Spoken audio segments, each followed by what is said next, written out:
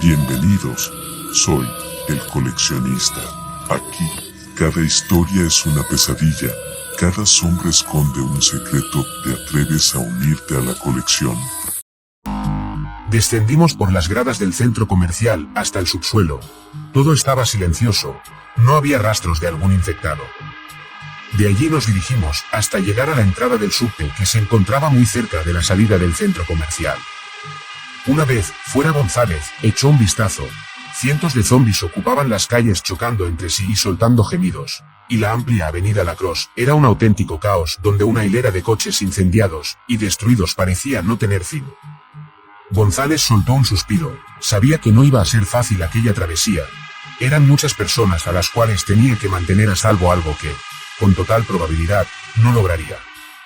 Iré con Luis a mirar cómo están las cosas allí dentro, dijo González en voz baja pero lo bastante alto como para que los demás lo oyeran.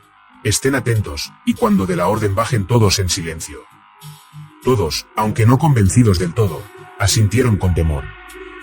Dicho aquello, González y Luis desaparecieron por las gradas de la entrada al subte. Pasaron lo que parecía ser unos eternos 5 minutos, pero luego apareció Luis dando la orden para bajar. Todos le miramos medio dudando. Aquella cueva oscura parecía no presagiar nada bueno. Pero los zombies en las calles estaban a unos pocos metros de nosotros. Aún no habían reparado en nuestra presencia, por lo que sin más remedio empezamos a bajar por los escalones. Vamos, rápido, pedía Luis con apenas un susurro. Todos iban bajando temerosos, pero a paso rápido. Ninguno quería quedarse atrás. De momento ninguno de los zombies de la calle había reparado en nosotros. Pero de pronto, en tan solo una fracción de segundos, una señora que sobrepasaba los 40 años resbaló en uno de los escalones. Ante su repentina torpeza, no pudo evitar pegar un grito al momento de caer varias gradas hasta llegar al final. Aunque no los podíamos ver, ya se escuchaba el ajetreo en las calles. Los zombies e infectados habían escuchado el grito y se precipitaron en dirección a la entrada. Inmediatamente tomé la mano de Gaby y bajé los últimos escalones. Pero a mis espaldas uno de los zombies había logrado coger a un hombre por los hombros y tiró de él. Al girarme para tratar de disparar me di cuenta que ya nada se podía hacer. El zombi daba buena cuenta de él, hincando los dientes con tanta rapidez que ya le había destrozado gran parte de su cuello. El resto de los infectados bajaron en tropel como podía. Algunos caían torpemente uno tras otro, pero al final se volvían a poner de pie. González y el resto empezaron a disparar dando tiempo a que el resto lograra llegar hasta un punto más seguro. Ayúdenme por favor, pedía la señora que había caído por las gradas. Se había fracturado el tobillo izquierdo limitándola a correr. Nadie de los supervivientes excepto Jesús se había apiadado de la mujer, quien intentó ayudarla. Pero los zombies se acercaban cada vez más por el pasillo del andén, obligando a Jesús a desistir en su ayuda y huir sin más remedio. El grito desgarrador de la pobre señora se oyó por todo el lugar. La gente gritaba nerviosos, y Gabriel, a nuestro lado, había empezado a llorar. Bajen a los rieles y corran, ordenó González. Todos obedecieron y bajaron del andén mientras que el resto tratábamos de mantener a raya a los infectados que seguían llegando. Luego corrieron por los rieles entre gritos y desesperación, alejándose del lugar con el afán de salvar sus vidas. Más zombies seguían bajando por las gradas. Eran como una cascada de cuerpos podridos que parecía no tener fin. Era imposible contenerlos por más tiempo, así que no nos quedó de otra que correr tras el grupo. Los zombies, ansiosos por nuestra carne y siguiéndonos el paso, caían a los rieles dándose de bruces. No hacían nada para frenar su caída. Solo se lanzaban y luego se volvían a poner de pie y continuaban como si fueran máquinas que seguían órdenes sin queja alguna. Vamos, Ada. No te detengas y sigue corriendo. Los infectados nos seguían a pocos metros. Algunos caían tropezando con los rieles, pero el resto continuaban con su objetivo. Unos metros más adelante, un tren que se había descarrilado bloqueaba el camino en gran parte, pero había dejado un espacio entre el suelo y la parte lateral del tren por donde nos permitió cruzar del otro lado. Aun con la poca visibilidad que teníamos, podíamos ver a gente muerta convertida en zombies en el interior del tren. Pero habían quedado atrapados por el metal retorcido y las puertas manuales que se abrían por dentro. Unos metros más allá detuvimos la marcha. De momento habíamos burlado a la muerte gracias al tren descarrilado que les había bloqueado el paso. Ninguno de los infectados parece ser lo bastante inteligente para darse cuenta por dónde habíamos cruzado. Pueden tomarse unos segundos para descansar, dijo González, cerciorándose de que no había peligro. ¿Descansar? balbuceó aquel hombre que desde un principio había estado en desacuerdo con todo. Tenemos que continuar. Tenemos niños aquí que no pueden seguir nuestro ritmo, dijo Ada claramente molesta. He dicho que descansaremos y eso es lo que haremos, terminó González mirando al hombre. Del otro lado se veía la siguiente estación, que era iluminada por la luz del día que entraba por las gradas. Se veía movimiento. Un par de sombras iban de un lado al otro, y se podía escuchar gemidos. Ada, tengo sed, pidió Gabriel con una débil voz. ¿Te queda algo de agua, Juan?, me preguntó Ada. No, lo siento, se me ha quedado todo en el bus. Toma la mía, Gabriel. Alex le ofreció una botella de soda que había guardado en su mochila. Gracias, Alex, eres muy amable, agradeció Ada. Pasaron algunos minutos más antes de continuar con el viaje, y como había visto en la siguiente estación, había dos zombis, una mujer y un hombre que no representaron mayor problema, ya que al momento que cayeron del andén González, les partió la cabeza con la culata de su arma. Caminamos en silencio por varios minutos entre la negrura del túnel. En un tramo del recorrido nos topamos con dos trenes abandonados, en un cruce donde las vías tomaban rumbos diferentes, pero afortunadamente, no había señal de algún infectado ni zombi. El camino hasta llegar a la última estación fue tranquila. Una vez allí, uno a uno fue subiendo al andén, pero una vez allí ninguno se atrevió a continuar. Descansaremos unos minutos, dijo González dirigiéndose a todos. ¿Alguna idea de qué vamos a hacer a continuación?, preguntó una de las mujeres del grupo. Ya veremos, respondió González, mientras tanto descansen que el camino aún es largo. Dicho esto, González sacó de su bolsillo un encendedor y un cigarrillo que se lo llevó a la boca. Luego caminó hasta las gradas que daban a un pasillo y asomando la cabeza examinó el otro extremo. Acto seguido, hizo una seña y desapareció por el pasillo. ¿A dónde va?, preguntó Ada. Tranquila, volverá, respondí acariciando su cabeza.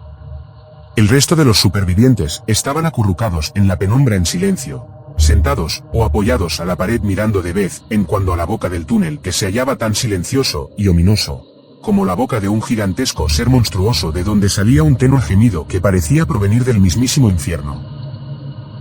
No veo ninguna salida, soltó Mark sin levantar mucho la voz. Es la estación principal, respondió Jesús. Hay muchas conexiones de líneas subterráneas. Si queremos salir tendremos que atravesar algunas de estas galerías.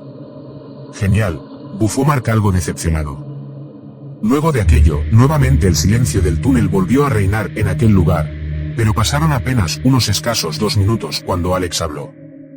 Oigan, ¿escuchan eso?, dijo con apenas un susurro. ¿Qué cosa?, contestó Jesús. Alex señaló al techo y las paredes. Todos nos miramos interrogativos. Al principio, no pudimos oír nada, pero en cuestión de segundos al fin lo habíamos escuchado. Por las paredes, y por entre los conductos de aire, se oían unos chillidos animalescos casi imperceptibles, pero al apoyar la oreja entre las paredes pudimos escucharlo mejor. Eran ratas, cientos de ratas que parecían querer salir a la fuerza por entre las paredes de hormigón, rasgaban y gruñían ansiosas de nuestra presencia. Todos nos alejamos de las paredes, sabíamos mejor que nadie lo que esas cosas podían hacer. Pero antes de dar la alarma uno de los niños, quien se hallaba apoyado a las puertas de lo que parecía ser el sanitario público, soltó un grito de dolor. En su pierna, justo por encima de su muslo izquierdo, una rata se había colgado y mordía con ferocidad la piel del chico. Inmediatamente la sangre empezó a manar con gran rapidez, pero antes de que alguien pudiera reaccionar ante aquel repentino suceso, por las rieles y por entre los conductos de aire aparecieron centenares de ratas, los cuales se abalanzaron enseguida sobre el grupo de personas que se hallaban amontonados como ovejas asustadas en una de las esquinas. El espectáculo fue aterrador. Las ratas destrozaban carne y músculos con gran rapidez, y en cuestión de segundos casi la mitad del grupo había perecido. El resto, como era de esperarse, corrieron despavoridos entre gritos y maldiciones tomando rumbos distintos. Algunos en su intento de huida saltaron a los rieles y volvieron a perderse en la negrura del túnel, de donde nunca más, y con total seguridad volverán a salir. En aquel instante apareció González alertado por los gritos. En cuanto vio la escena inmediatamente nos pidió correr por el pasillo, y una vez llegamos del otro lado bajamos la persiana para frenar el avance de las ratas. Las ratas se habían detenido incapaces de atravesar la persiana. Los chillidos que producían eran espeluznantes, y el olor que desprendían era insoportable. A algunas ratas les faltaba parte de su piel, y a más de una les faltaba el rabo y las orejas. No nos podemos quedar aquí, Juan. Tenemos que salir, dijo Ada abrazando a Gaby. Estas cosas deben de estar por todos lados, dijo González. Tenemos que saber a dónde vamos, de lo contrario nos acorralarán. De pronto Luis cayó arrimado a una de las paredes. Una lágrima rodó por su mejilla. Fue entonces cuando los miramos los unos a los otros. Jaciel no estaba. Debes seguir aún del otro lado. Tenemos que hacer algo, pidió Alex. No, suspiró Luis. Ya no podemos hacer nada. El muchacho ya no está con nosotros. Maldita sea, estalló Alex con rabia mirando a las ratas. Malditos engendros de mierda. Ojalá se pudran todos aquí adentro. No sé cómo pude descuidarme del muchacho, dijo Luis con una débil voz. Estaba con uno de los niños, y creí que todo estaba bien. Fue mi culpa. Más lágrimas rodaron por la mejilla de Luis. Mark se acercó a su lado, y le dio unas palmaditas en el hombro para animarlo. No fue tu culpa, Luis, consoló Mark. Cuidaste muy bien del chico, pero uno nunca puede prever el futuro. Le ofrezco mis condolencias, Luis, dijo el capitán. El chico demostró coraje y valentía, y eso lo recordaremos siempre. Sé lo que se siente perder a un amigo y créame, será muy difícil de superarlo, pero aquí entre todos lo lograremos y lucharemos por nuestros amigos caídos. Luis se sorbió la nariz y limpiándose las lágrimas de las mejillas, se puso de pie. Tiene razón, capitán, salgamos de aquí. Malditas ratas, soltó nuevamente Alex furioso. Estas son las encargadas de llevar el virus a los lugares donde jamás llegó. Mientras una de ellas siga con vida, el virus nunca desaparecerá. Bueno, ya habrá tiempo de hablar sobre eso, habló González. Están llegando infectados por esa dirección. Debemos marcharnos ya. Corrimos por entre los pasillos, y después de dar varias vueltas por las galerías dentro del subte logramos salir a una calle bastante despejada. No había muchos infectados ni zombies, y los pocos que merodeaban por las calles no representaban peligro. A la izquierda estaba lo que parecía ser el parque botánico cercado por rejas metálicas para que el que camine por allí no pudiera colarse al interior. Caminamos despacio alerta con el arma a la altura del hombro. Cruzamos varias calles sin ver a ningún infectado, pero había un buen número de ellos tendidos por todos lados con los cuerpos hechos estragos causados por las ratas y el calor del sol. Unos minutos después llegamos a una enorme fábrica textil. Todo parecía estar tranquilo en el interior del edificio, pero decidimos continuar. Un par de cuadras más adelante nos topamos con un camión de bomberos. El conductor colgaba del asiento con una mano sacada por la ventana rota. Por alguna extraña razón tenía las llaves fuertemente sostenidas en su mano. ¿Funcionará?, preguntó González mirando a Jesús. Jesús subió al camión, y dejando caer al chafe al piso con suavidad, se sentó en el asiento, metió las llaves en el contacto, y el motor cobró vida. Sí, aún funciona, dijo Jesús entusiasmado. Inmediatamente todos subimos al camión de bombero, y nos alejamos del lugar. Tomamos una calle despejada hasta llegar a un parque de diversiones. Allí un gran número de zombies merodeaban el lugar. Caminaban de un lado al otro al compás de una canción compuesta por cientos de gargantas muertas. Jesús aceleró más alejándose del lugar. Ya bastante habíamos vivido como para detenernos a mirar a un montón de infectados. Durante varios minutos nadie dijo nada. Habíamos perdido a todos los supervivientes, y nadie quería hablar sobre ello. Luis aún estaba dolido por la pérdida de Jaciel, y, aunque me hubiera gustado alentarlo, no creí ser capaz de encontrar las palabras correctas para calmar su pena. A veces las personas prefieren la soledad para aceptar esta clase de situaciones. Era mejor así. Unos minutos después un letrero viejo, y casi despintado, que colgaba de un solo lado nos deseaba un feliz viaje. Una hora más tarde Jesús detuvo el camión. A nuestra derecha, entrando por una estrecha carretera, se puede ver una base militar cercada por unas gruesas vallas y altos muros. Aquí abriré un paréntesis, y relataré lo que sucedió en la base militar para que la historia, hasta este punto, tome más sentido. Base fortificada militar, El Fuerte. 5 días después de la infección. El coronel Anderson Miller miraba a través de la ventana de cristal del cuarto de observaciones el experimento que se llevaba a cabo por parte del grupo de científicos de dicha instalación. Tenía la mirada fija en el infectado capturado al cual hacía unos minutos atrás le habían inyectado un fármaco compuesto llamado Microtum. capaz de mutar el virus Z y convertir a los infectados en criaturas resistentes, y más letales, y de ser posible, obedientes. El problema, como se había hecho presente en varias ocasiones, era que el fármaco aún seguía causando daños colaterales en el compuesto del virus Z, y en vez de fusionarse con él, y mutar, terminaba por destruirlo casi por completo. ¿Y bien, Dr. Smith?, preguntó el coronel a través del micrófono, impaciente por el resultado. El doctor negó con la cabeza. Una vez más habían fracasado. El coronel frunció el ceño. Luego de unos minutos en lo que el doctor terminaba de anotar algunos apuntes, tomó las carpetas de la mesa que tenía a su costado, y salió de la habitación, junto a su joven ayudante Lars Thompson.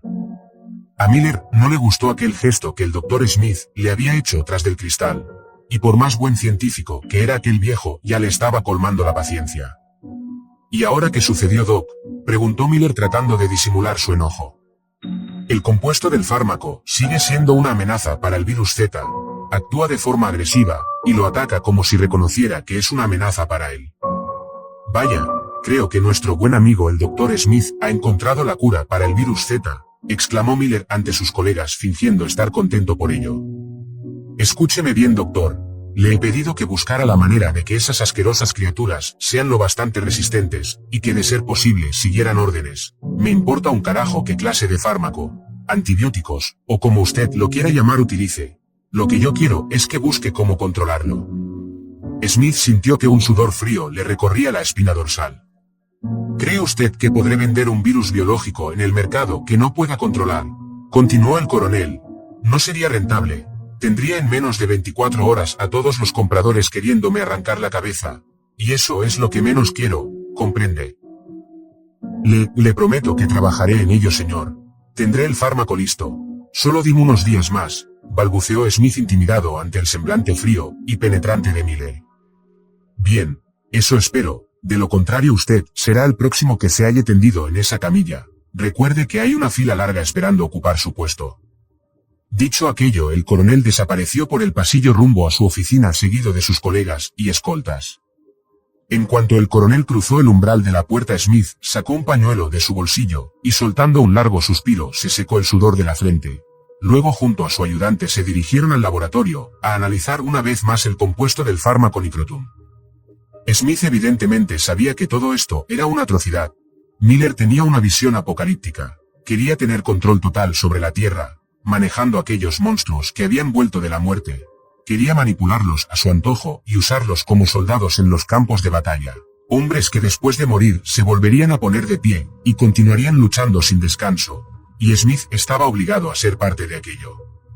El coronel Miller era uno de los tantos responsables de que el virus se haya esparcido por gran parte de California.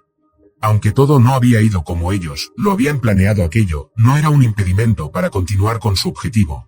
Después de todo, algunos países como Rusia, China e Inglaterra les habían ofrecido una buena suma de dinero y un buen puesto en las organizaciones más importantes de una nueva orden mundial. Algo que en los Estados Unidos no conseguiría. Si todo salía bien, serían los dueños del mundo. Smith se dejó caer en el sillón. Estaba cansado, y pensó que si se echara una pequeña siesta no le molestaría al coronel. Después de todo, la computadora era la encargada de hacer los análisis y los procedimientos necesarios en buscar nuevas muestras para un nuevo fármaco.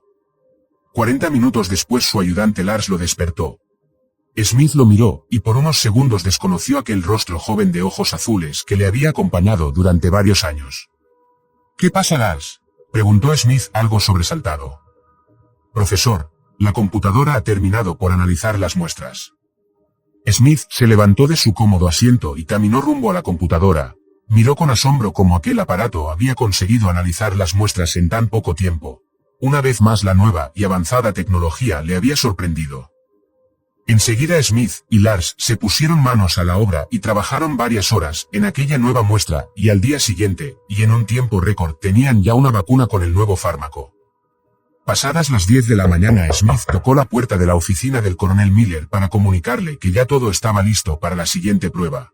Pero en su lugar apareció una mujer rubia y hermosa de unos 30 años, la cual de seguro era la encargada de que el coronel no pasara las noches aburrido en la base. Un cigarrillo colgaba de sus flacuchentos dedos. «¿Sí?», preguntó la mujer rubia con una voz que para Smith le sonó angelical. Busco al coronel, respondió el doctor.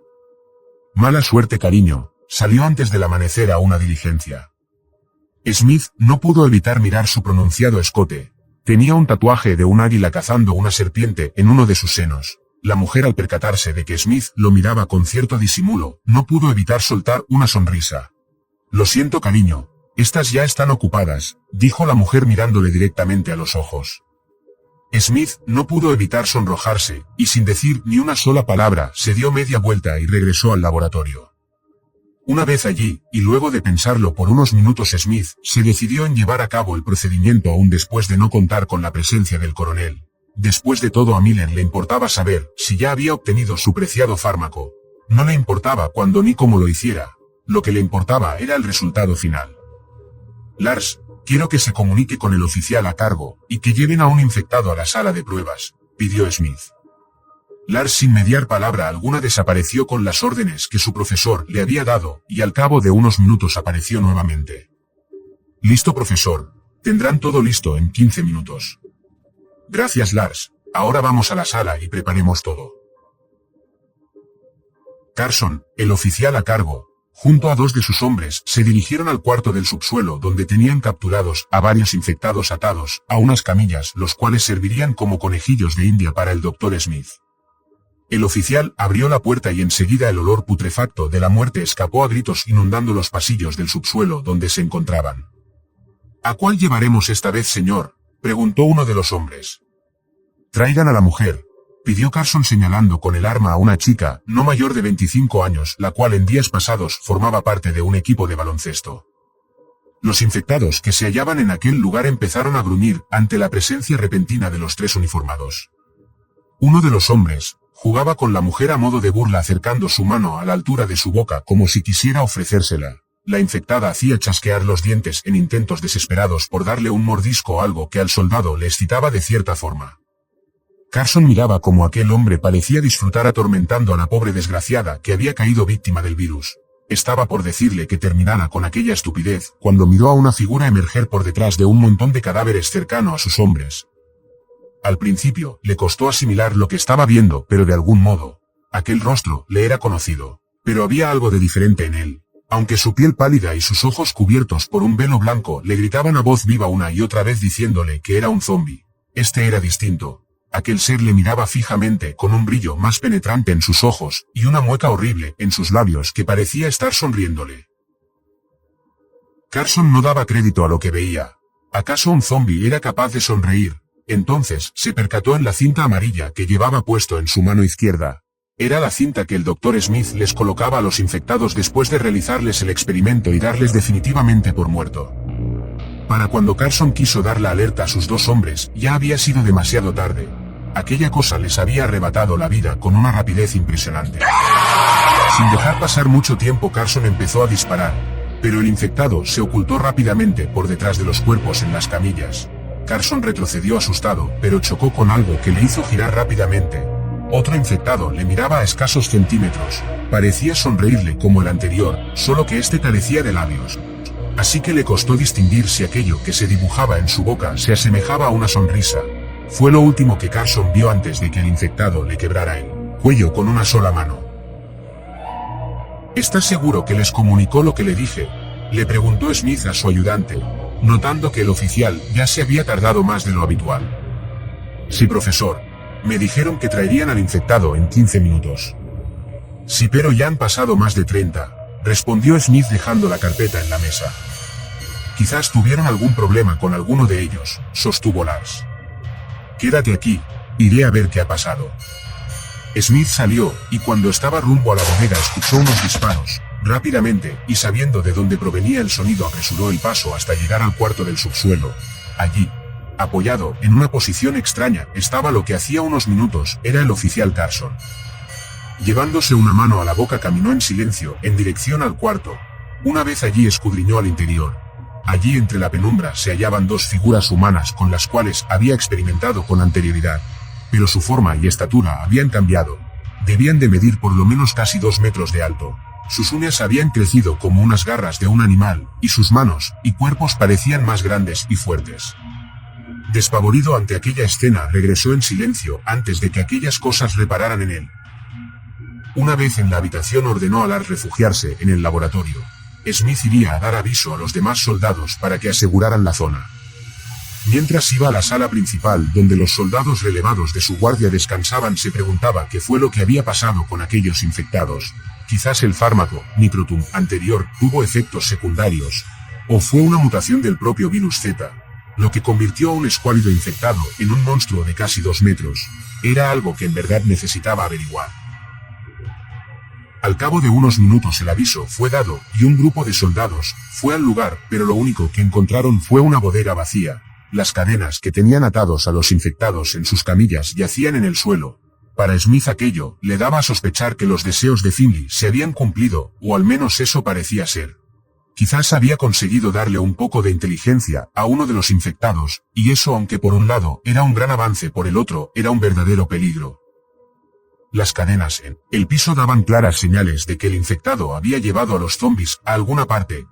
Aunque le pareciera una idea descabellada, pensó en que quizás les estuviera preparando una emboscada. ¿Qué rayos pasó aquí? ¿A dónde se fueron todos los infectados?, preguntó uno de los soldados. Tendremos que dar aviso al resto, dijo Smith algo inquieto.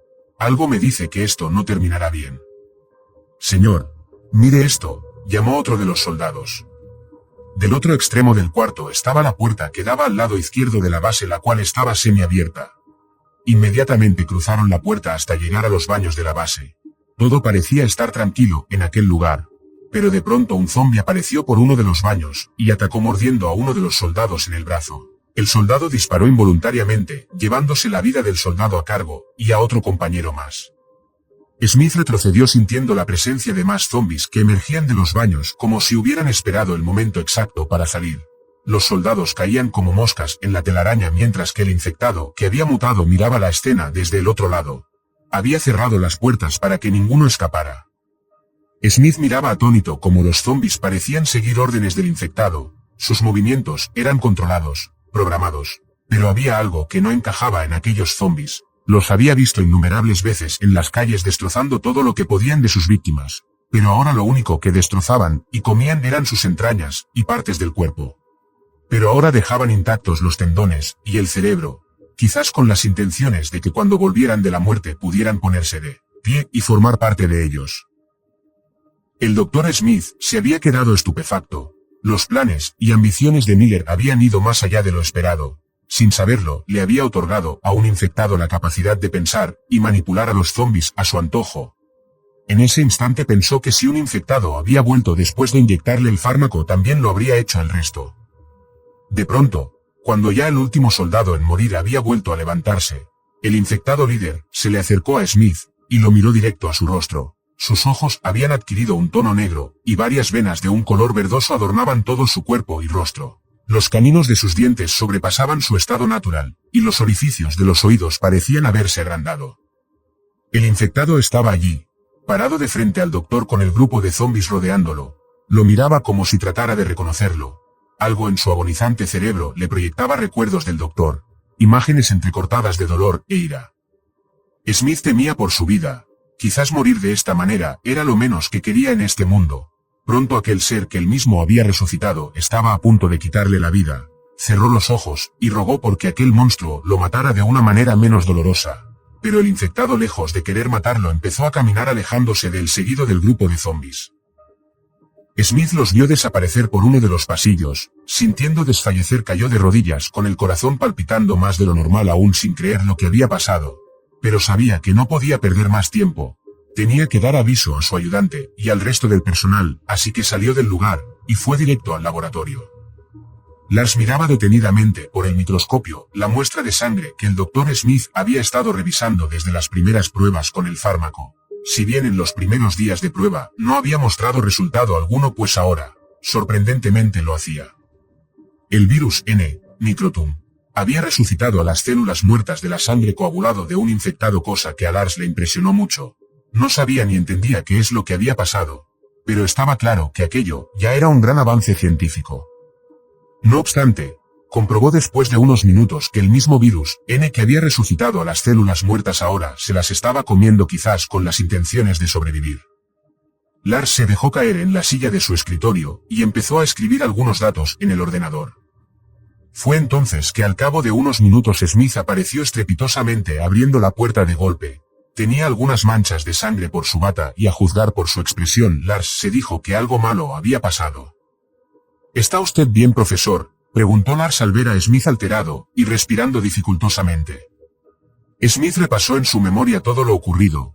Aún le costaba aceptar lo que sus ojos habían visto. Podría haber sido solo una ilusión. Quería pensar que nada de esto había pasado, pero las manchas de sangre en su bata y manos le decían que todo había sido real. ¿Sucede algo, profesor?, inquirió nuevamente Lars, esta vez acercándose a Smith. No lo sé, balbuceó un Smith asustado. En ese instante una explosión hizo sacudir todo el edificio. Los infectados habían comenzado a atacar al resto del personal.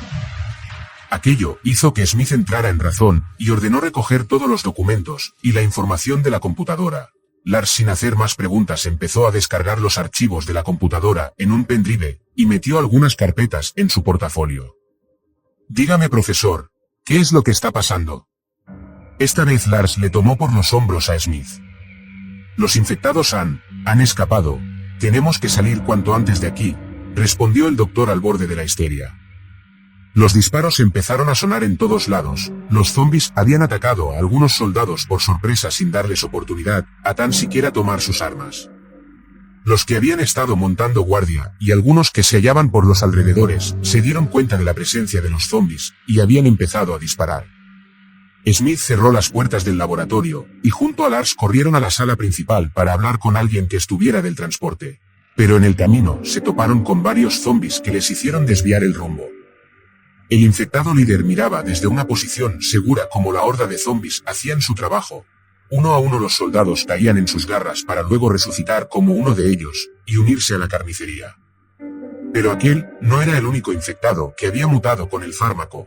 No muy lejos de él aparecieron dos infectados con la misma apariencia que el primero por detrás de un camión de transporte militar, y se dirigieron hasta la entrada para acabar con los centinelas que se hallaban encima de las murallas.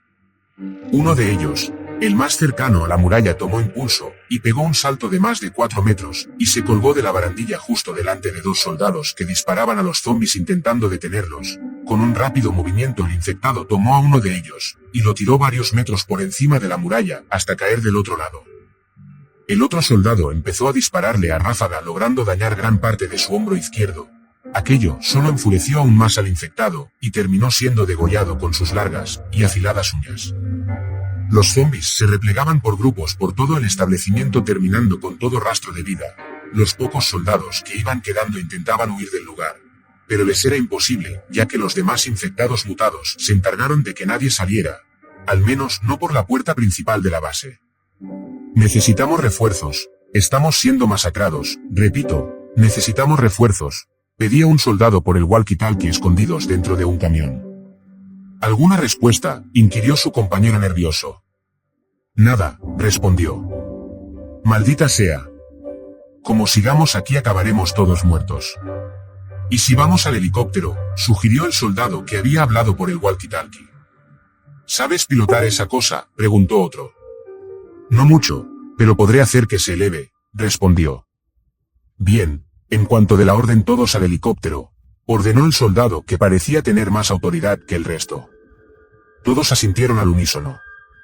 Ahora.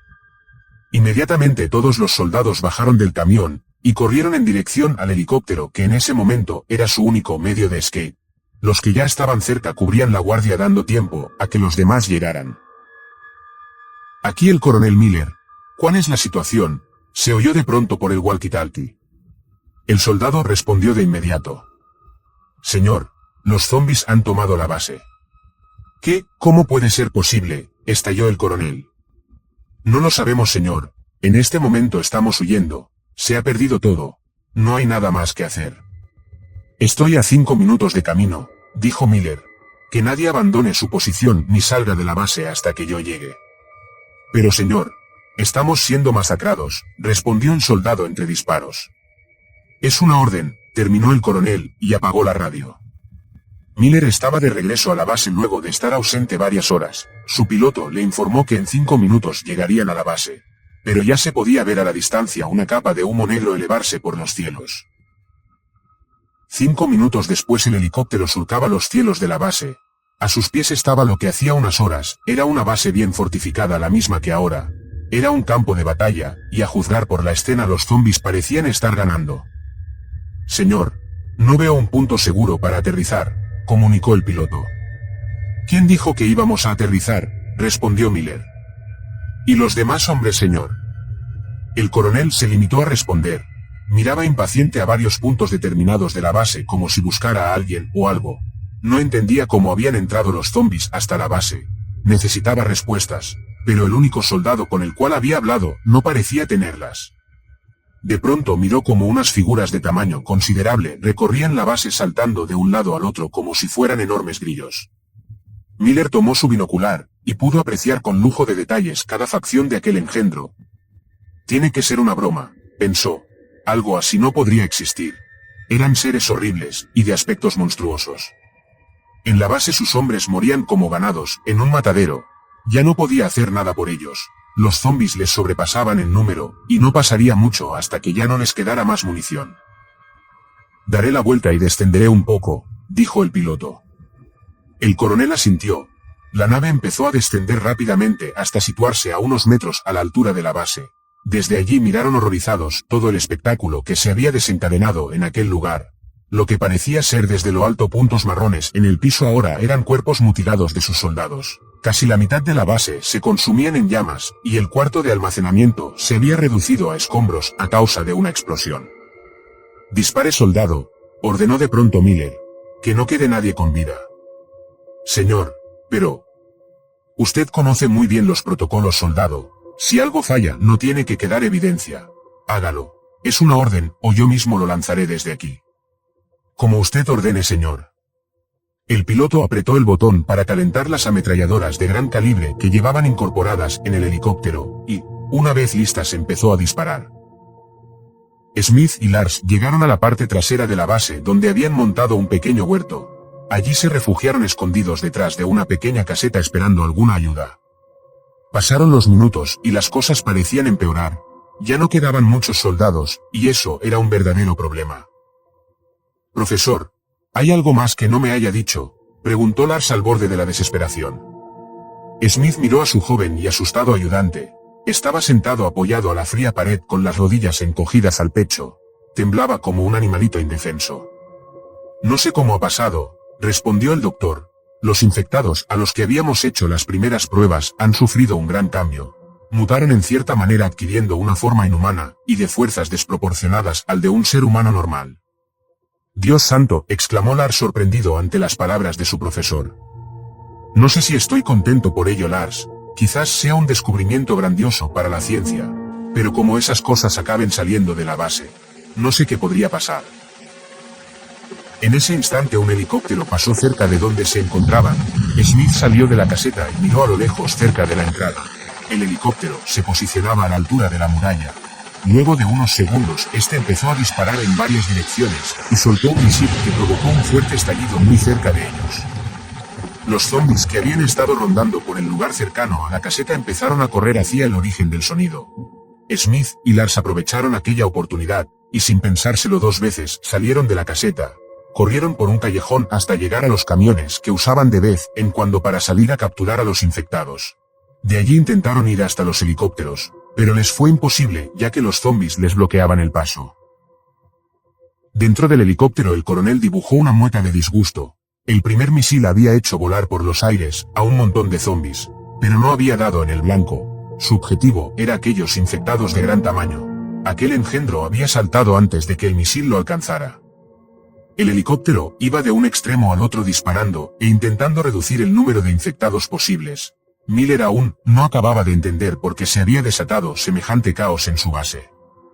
Esta vez el piloto soltó 2 misiles apuntando en dirección a uno de los infectados. El primer misil falló, pero el segundo logró alcanzarlo haciendo que más de la mitad de su cuerpo estallara en 1000 pedazos. Una algarabía de triunfo y júbilo estalló dentro del helicóptero. Miller ahora parecía disfrutar del espectáculo. «Bien hecho, soldado. Haga lo mismo con el resto», le animó el coronel. Los soldados en tierra eran cada vez menos. A algunos se les había terminado ya la munición, y se defendían como podían golpeándolos con la culata de sus armas, intentando así alargar unos minutos más su existencia. El piloto, que había tenido la idea de huir junto a sus compañeros, subieron a uno de los helicópteros. Los demás soldados alrededor, al notar que las hélices habían empezado a girar, se apresuraron a correr y subir al helicóptero para salvar sus vidas abandonando su posición. El piloto intentó levantar la nave, pero una luz roja le indicaba una y otra vez que había un sobrepeso. Como era de esperarse, nadie se ofreció de voluntario para bajar y dejar que sus compañeros se salvaran. Así que uno de ellos empuñó su arma y disparó a 2 soldados en la cabeza. Inmediatamente otro empujó los cuerpos hacia afuera y el helicóptero comenzó a elevarse. Pero antes que cogiera altura, uno de los infectados saltó y se colgó de la parrilla. El helicóptero, ante aquel repentino peso, perdió estabilidad y cayó después de haber dado varias vueltas en el aire, destruyendo gran parte de su hélice y quedando inutilizable para siempre. Los soldados que se habían entaramado en el helicóptero murieron en el impacto, y los que sobrevivieron fueron degollados por el infectado. El coronel Miller sonrió sarcásticamente al ver cómo caía el helicóptero, como si disfrutase ver a los suyos morir de esa manera. Pronto no quedaría nadie más con vida, y eso le reconfortaba. Les había ahorrado la molestia de matarlos. Parece ser que no queda nadie más con vida, señor, anunció el piloto. Me parece bien, aunque no he visto a un gran amigo mío llamado Smith. Quizás siga atrapado en el laboratorio. Y entonces, señor, daña las torres de comunicación, y vámonos de aquí. El bombardeo hará el resto, y eliminará cualesquiera evidencias. Un misil bastó para derribar la torre de control, y dañar las comunicaciones con el exterior. Luego el helicóptero dio media vuelta y dejó atrás la base militar. Smith y Lars habían perdido su oportunidad para salir de la base en los helicópteros. El último piloto en morir se había pegado un tiro en la cabeza para no sentir el dolor de varias bocas destrozar su cuerpo. Ahora, atrapados como estaban detrás de los camiones, solo esperarían la muerte, o si corrían con suerte podrían lograr entrar al laboratorio y esperar algún rescate.